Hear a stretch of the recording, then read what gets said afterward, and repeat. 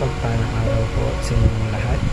Ako po si Brian E. Mendoza at ito po ang aking daily devotion ngayong araw, August 14, 2024. Ngayong araw po ay aking ibabahagi ang aking natutunan patungkol pa rin po sa full armor of God. And ang ating focus po ngayong araw ay ang tinatawag po na shoes of readiness. Now, sabi po sa Ephesians chapter 6 verse 15, and a shoes for your feet, having put on the readiness given by the gospel of peace. Sa Tagalog po, isuot ninyo ang sapatos ng pagiging handa sa pag-aaral ng magandang balita ng kapayapaan.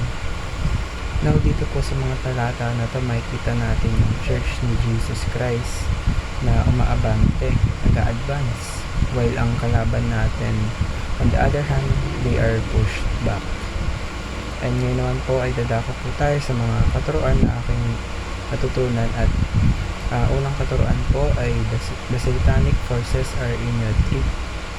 Sa tuwing tayo po ay nagbabahagi ng salita ng Diyos, sa tuwing dumadami po ang nakakakilala sa ating Panginoong Jesucristo, yung teritoryo po ni Satan, pakunti ng pakunti, paliit ng paliit, hanggang sa ito ay tuluyang maubos. So si Satan po, as we advance, the satanic forces are in retreat. Ikalawang katuruan po ay the gospel of the kingdom advances. Nakita niyo po yan sa kasaysayan ng history ng Christianity.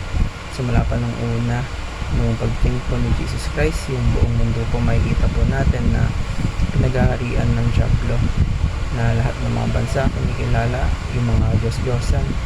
They are worshiping demons. And pagdating ni Jesus Christ, inatake ito ni Satanas, na kung maalala nyo sa pinag-usapan natin before, na inatake po si Jesus Christ ni Satanas. Sabi po, sambahin siya at ibibigay sa kanya ang lahat ng mga bansa. At sabi naman po ni Jesus Christ na ang Diyos Ama lamang ang dapat sambahin, at ang Diyos Ama ang magbibigay sa kanya ng mga bansa. Ikatlong katuruan po ay the peace of God conquers heavenly and earthly realms. Ang kapayapaan ng Diyos ay sinasakop both heavenly and earthly realms. And para po sa ating application, una po, advance the gospel of peace in our family. Una po, di ba sa atin po muna, nakamtan natin yung reconciliation na magkaroon po tayo ng relationship sa Diyos, na pinatawad tayo sa ating mga kasalanan, and dapat po ang kasunod po niyan ay ang family.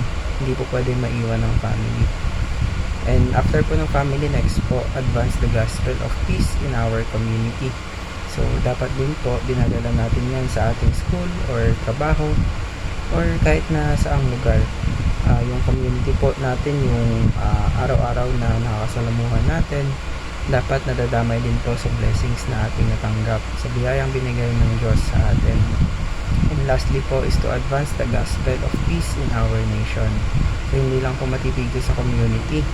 Let's advance the gospel of peace in our nation. Kaya't mahalaga po na lagi tayong handa na magbahagi ng salita ng Diyos, yung paghari ng Panginoong Jesucristo sa buhay natin, sa buhay ng pamilya natin, and sa community, at maging sa bansa natin.